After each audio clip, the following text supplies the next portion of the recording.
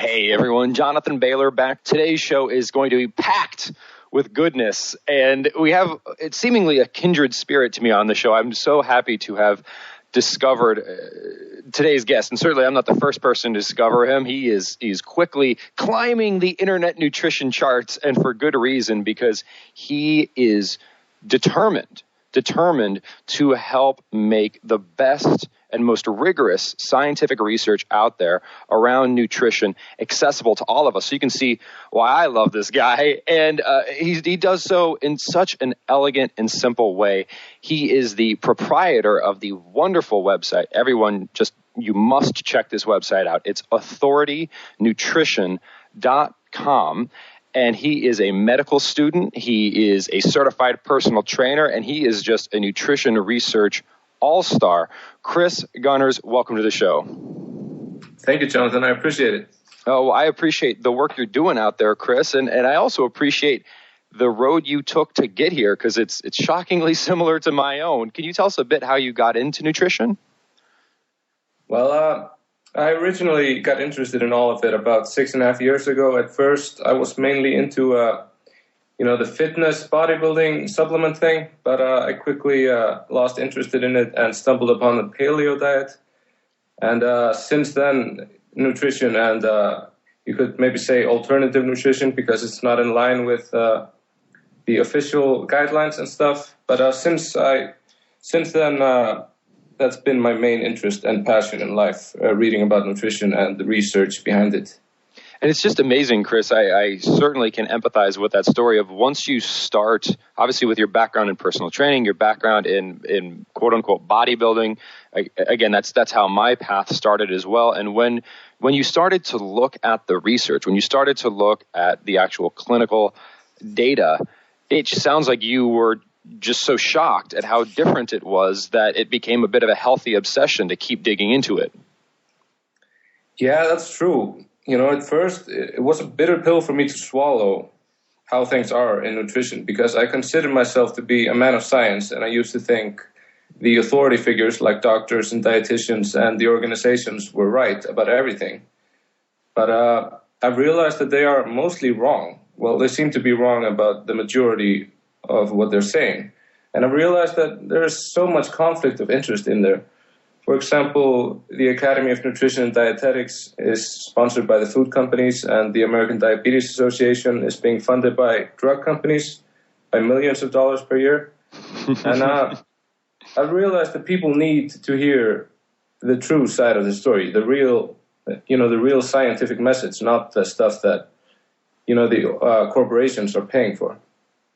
And Kris, on one hand, it is, for me as well, it was a bitter pill to swallow, saying like, how can all of this be wrong? I remember, though, very clearly one moment where I said to myself, I was walking around, and I was in the Midwest of America at the time, which is one of the most obese and diabetic areas in the entire world. And I was looking around at all the individuals suffering from these conditions. And I thought to myself, actually, how could the advice be correct? Like, if it was right, why would we all be getting so much sicker? And then I was like, maybe it makes sense that it's all wrong. Look at the results. They sure don't seem to be working. Yeah, you're absolutely right. It's not working at all. Well, and if you look at the obesity epidemic that started around 1980, this is almost the exact same time the low-fat guidelines first came out. They came out in 1977, and if you look at the graphs of obesity, the obesity epidemic starts at that exact time. Oh, absolutely. It is just shocking. And what's even more shocking, Kris, sometimes is we look into these things, you do such a great job on your site of, you capitalize on the top 10 this, or the top 7 this, or 15 million reasons why this. And I just love that. And it drew me in. And there were some specific myth busting you did that I know our listeners would love to talk about, or hear you talk about, So the first has to do with something we're told, at least I've been told, is bad for me, but actually isn't. And that's coffee. What did you discover when you dug into the actual research around coffee? Well, I discovered that it certainly isn't bad for you, or there certainly is no evidence that it is bad for you. And there is a lot of research on coffee, but most of it is observational data. They take a group of people, ask them what they eat, what they drink, and then after 10 years, see which diseases they got and how they fared in their lives. And the studies on coffee show that the people who drink coffee are actually much less likely to get many really serious chronic diseases like diabetes, Alzheimer's, dementia, and liver diseases. And although these studies don't prove that it's coffee that is protective, but there certainly is no evidence that it's harmful. If anything, it is healthy. Of course, it hasn't been proven in large controlled trials, but we don't have those, so we're going to have to judge by the observational studies. Kris, the other key distinction when I was looking at the research you referenced, which I always appreciate because you always provide the references for everything you say, which is brilliant and surprisingly lacking in the nutrition and fitness world. People just say stuff and you're like, well, what are you basing that on? And It seems reasonable, is the following takeaway, and tell me what you think about this. If a person has moved, most people, I would think, drink coffee for the taste, maybe, but maybe more so for the way it makes them feel, aka caffeine, energy, things like that. So especially in a culture, and I'm not sure how this is happening in your hometown, but especially in America, we've seen this exponential rise in quote unquote energy drinks. And even if they're 0 calorie, they're sweetened with neurologically potentially toxic artificial sweeteners, and they're certainly anything but natural. If we had to choose between drinking, if we want to boost, and we had to choose between drinking coffee or drinking some man-made, person-made energy drink, would you say that the research is pretty clear that we should go with the coffee? Oh yeah, definitely. Coffee is actually not just hot liquid with caffeine. There's plenty of bioactive substances in it. And in fact, coffee is the single biggest source of antioxidants in the diet in Western countries for most people. And it outranks both fruits and vegetables combined. So you're not just getting the caffeine boost, you're also getting some important nutrients in there as well. There's also some B vitamins and I don't remember exactly which vitamins, but if you drink 3 or 4 coffees a day, they add up. And, the energy drinks are nothing, there's nothing good in there. It's caffeine, usually a sugar or artificial sweetener. Hands down, choose coffee instead if you need a boost. And Kris, I love the studies you included that showed that coffee is the primary source of antioxidants in many Western countries. And that actually shows 2 things. One, that coffee has antioxidants in it, and that's good. But also how poor the quality of many of our diets are, because that data also seems it could indicate that coffee is extremely high in antioxidants, and coffee is high in antioxidants. It also indicates the relative deficiency of antioxidants in the standard diet. Would you agree? Yeah, totally. I agree. I'm not sure this would apply to people eating a paleo diet with plenty of vegetables, but for the average American eating, fast food and junk foods 3 times a day, coffee might just be the healthiest part of their diet. And Kris, let's be very clear with the listeners. When we say coffee is healthy, or definitely healthier than these energy drinks, we're talking about black coffee. We're not talking about coffee with a bunch of sugary syrups and all kinds of other garbage in it, right? Yeah, absolutely. If you put sugar or anything artificial with trans fats or something in it, then you're turning something healthy into something very unhealthy. And if you do want to change the taste of your coffee, some things I've had great success with, and I'm curious what you would think about this, Kris. A couple things. One, adding cinnamon. I love adding cinnamon to my coffee, and cinnamon is also wonderfully healthy for you. I also sometimes enjoy adding a little bit of stevia, or potentially even some flavored stevia, which is all natural, to my coffee. What do you think about that? I think that's a great idea. Both cinnamon and stevia have some evidence of health benefits. So if you enjoy your coffee more with those in it, then by all means. So very clear takeaway here, listeners. If you're looking for an energy boost, don't believe the marketing hype, because these energy drinks are going to say, oh my gosh, we're great sources of this and we've got this blah, blah, blah, blah. That's marketing. Stick with the coffee, stick with the black coffee, throw some cinnamon in there, throw some stevia in there if you want to sweeten it up, and you'll be energized and healthier, it sounds like. Yeah, that's according to my research. That's what you should be healthier. But of course, there is a downside to coffee. If people drink it late in the day, they tend to lose sleep, and for some people, it can cause anxiety and stuff. So, people need to evaluate this based on their own experiences too, and do a little self-experimentation. Absolutely, and certainly listeners of this podcast might say to themselves, "Well, Jonathan, should I be?" I very strongly advocate the consumption of green tea, because certainly the research around green, there's just massive amounts of research around the health benefits of green tea. And personally, my recommendation here, listeners, please don't hear me. It's like, if you don't drink coffee, I'm not saying go run out and start drinking coffee. I'm also not that would be a bad idea, but it's more, if you need a boost and your choice is between coffee and energy drinks, choose coffee. I personally, if you're drinking green tea, would not advise you to switch over to coffee. So like, if you're enjoying green tea, that's great. Keep it up. The point here is, if you're already drinking coffee and you feel bad about it, you don't need to. And if you're drinking energy drinks instead of drinking coffee, it's probably better to drink coffee. Kris, what do you think about that? Yeah, I totally agree.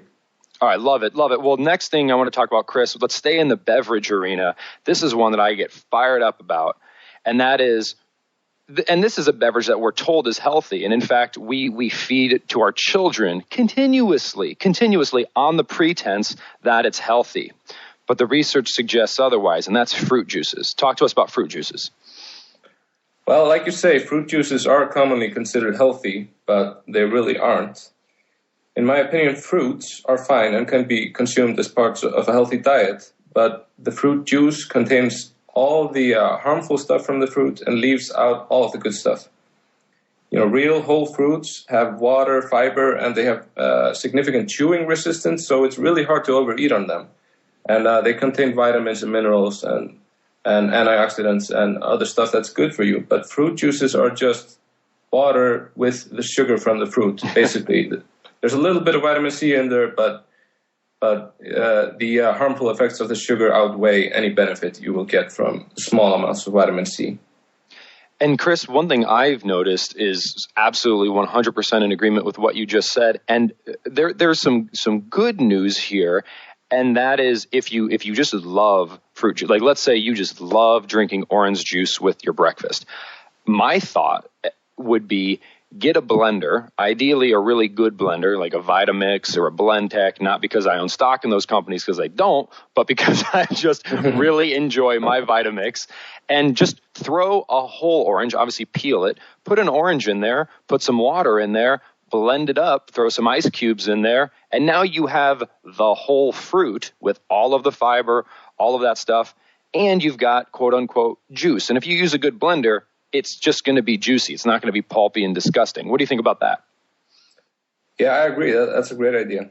And I would certainly recommend that above a juicer. They're not the same thing. A juicer is going to take all of the fiber out, and it is going to move you closer to just drinking that concentrated sugar water, where again, if we're fans of whole food, if you blend up a whole food, it's still a whole food. Just like if you cut up a steak, it's not like the act of breaking it into smaller pieces makes it no longer a whole food. So if you want to liquefy stuff, use a good blender, not a juicer. Would you agree, Kris?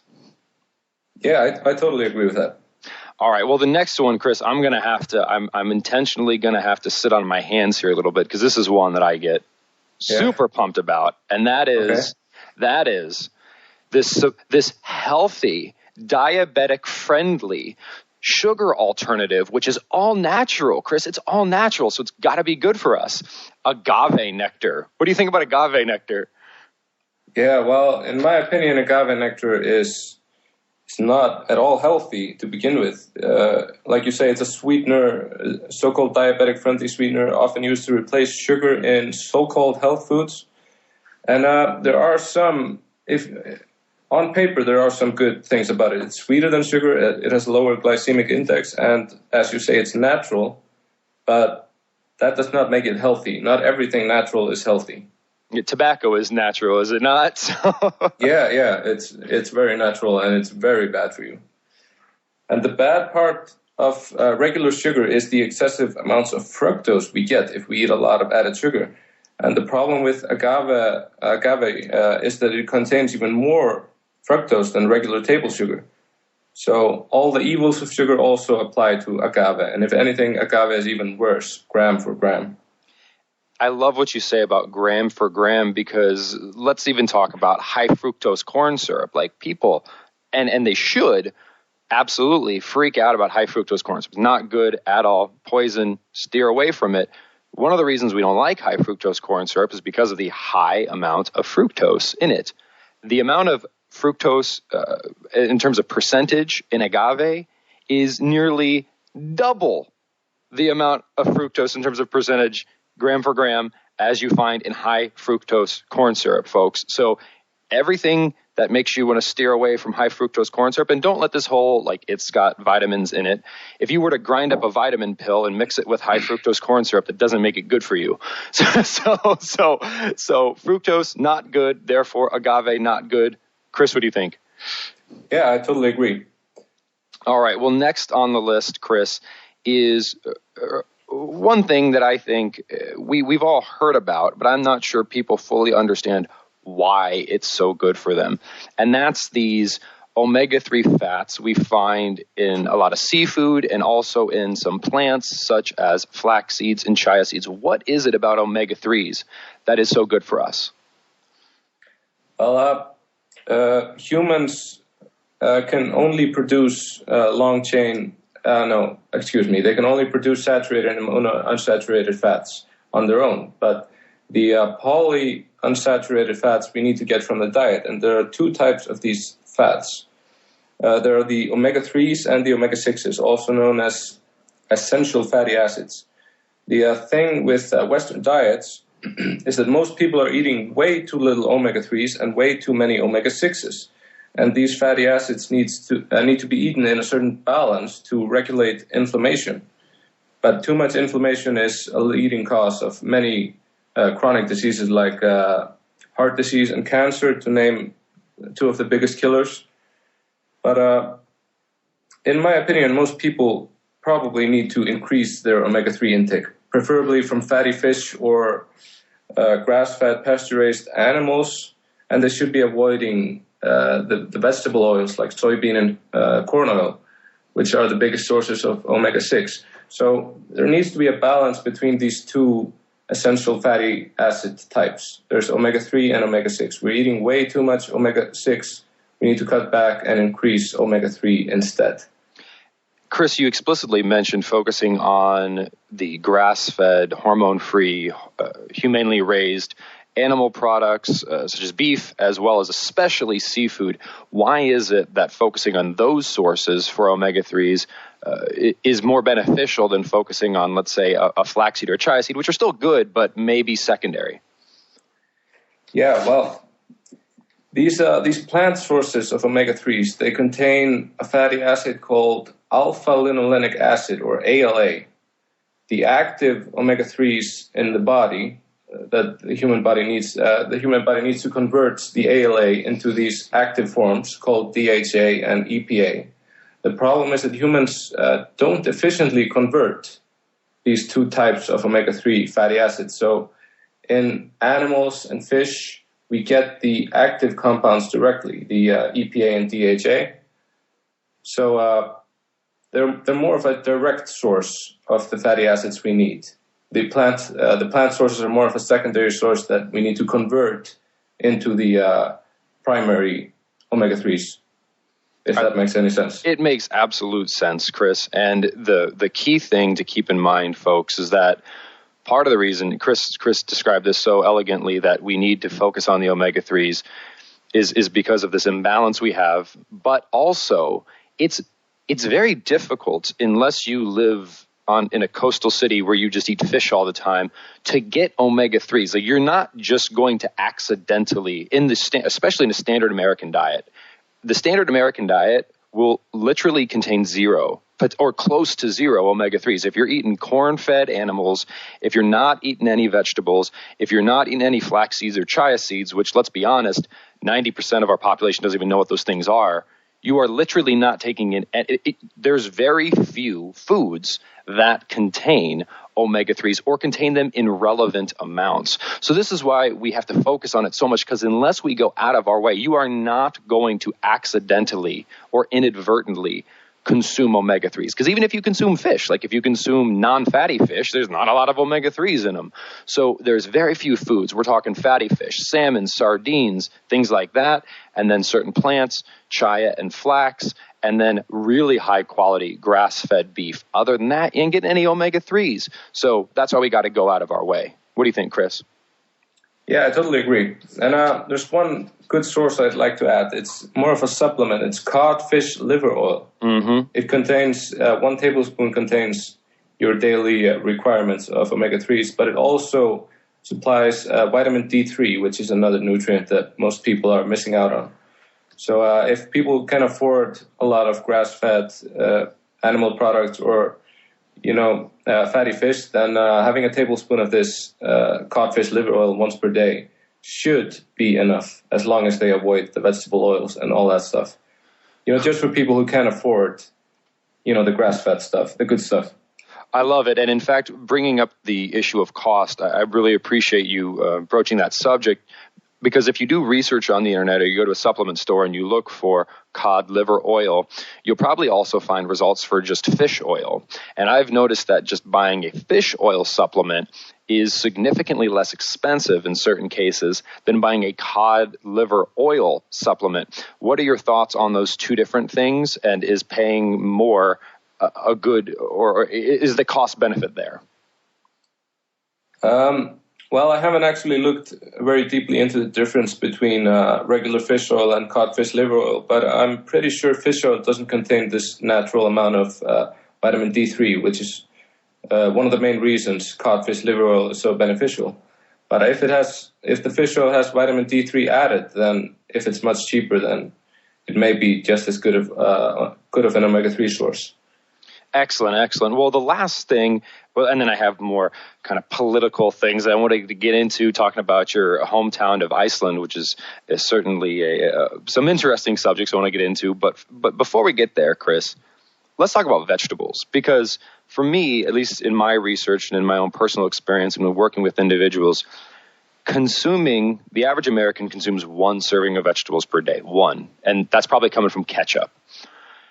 If we can increase the amount of non-starchy vegetables in our diet to even upwards of double digit, the profound health benefits seem to outweigh almost everything else that's discussed in the nutritional community.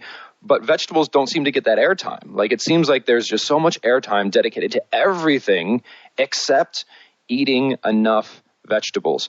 What do you think about vegetables? What has your research shown? Well, I think maybe one of the reasons they don't get that much airtime is because they're not controversial. This is something that everybody agrees on, that vegetables are so crucially important. And in my opinion, they're just necessary components of a healthy diet. They contain lots of vitamins, minerals, fiber, and they're very low in calories. So the more you eat of vegetables, the less you're going to eat of other foods that are more energy dense. So the research on vegetables is mostly observational, but eating vegetables is strongly associated with a lower risk of all sorts of diseases, and it may even make you live longer if the observational studies are true, if they are true, which I think they are in this case.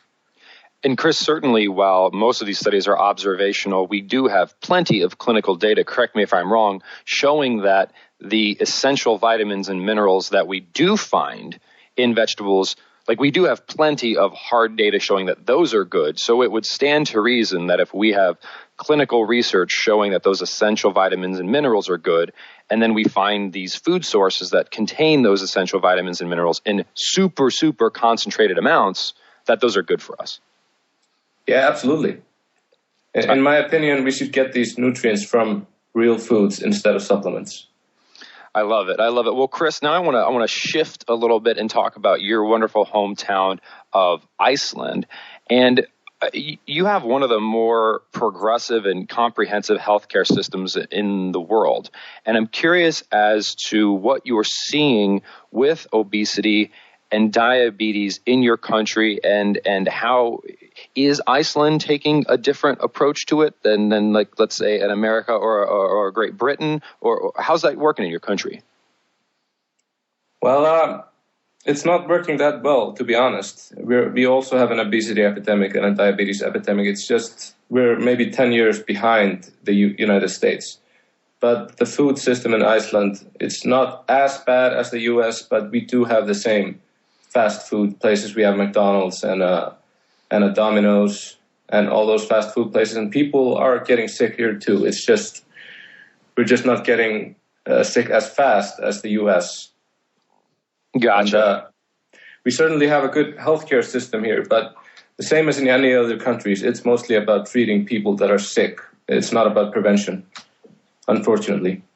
And do you see the same? You mentioned that it's potentially just it's still happening, but we're just about 10 years behind the U.S.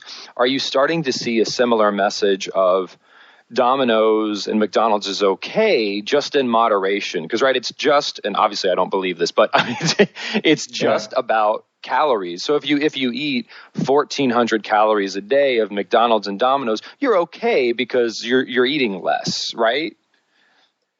Yeah, we have the same myths in Iceland as we do in the U.S., the same dietary myths. But there is a big shift going on in Iceland. People are moving towards real foods, and they're realizing that it's not just about the calories. It's about the quality of the food. Excellent, excellent. Well, Kris, so you're a medical student. What do your professors who, when they went through medical school, were taught something very different than the research you're discussing on your website and we're talking about here, and even your fellow students, what do they think about all of this research that you've dug up? Do you bring it up in class? How does that work? Well, I have brought it up in class. We had a nutrition class. It was actually not. It was just a part of a biochemistry class. We did some lectures on nutrition, and I did bring up what I thought the teacher was saying that wasn't true, but they are still teaching the same stuff they've been teaching for the past few decades, the same nutrition knowledge. And I think some of the professors agree with me and some of the students, but others just think I'm a nutcase, I think. But, yeah. What do they say? Because Kris, to be in your defense, you're not just saying things. I would imagine you're saying, hey, professor such and such, I read these 3 studies. They show very clearly that what we covered in class yesterday is wrong. Do they just say, well, those studies are wrong? I mean, how do they even respond to that? Now, in my opinion, the professors at my school are very open-minded, and they're always willing to discuss these studies. But the teacher that was teaching us about nutrition, she said that this is the material she needs to teach because this is what the government recommends. And it's also what it says in the books that we're reading. Mm-hmm. So, yeah, I think they're open-minded, but they don't want to go against the grain in these matters. Well, Kris, what motivates you to go against the grain? And just looking forward, a bit of a personal question. Obviously, you're in medical school. So what, in terms of your professional ambitions, what's your end goal? What's your 5 to 10 year plan here? Well, I honestly don't know. I just want to finish med school and get my MD. And I want to continue blogging. I have no idea where this is going to go. I might just, after I graduate, go and write books or something. But I honestly don't know. I don't plan very far ahead in the future. I love it. Well, certainly the direction you're pointing is a promising one, and you're getting great information out there, and you're helping a lot of people. So really, certainly appreciate that, and hats off to you, because I know this has got to take a lot of time. I know from personal experience, and you're also in medical school, so I'm applauding over here. I don't know if you can hear that in the background, but I appreciate all the good work, Kris. Yeah, thanks a lot. Well, and folks, if you want to learn more about Kris, I'd highly, highly recommend his website. Truly, it lives up to its name, which is Authority Nutrition, all one word, authoritynutrition.com. Just a wonderful site, lots of research, and super easy to digest. Kris is really making health and slim simple and scientific, which you know we love. So Kris, thank you so much for joining us today. Yeah, thanks for having me. I appreciate it. Listeners, I hope you enjoyed today's show as much as I did. And remember, this week and every week after, eat smarter, exercise smarter, and live better. Talk with you soon.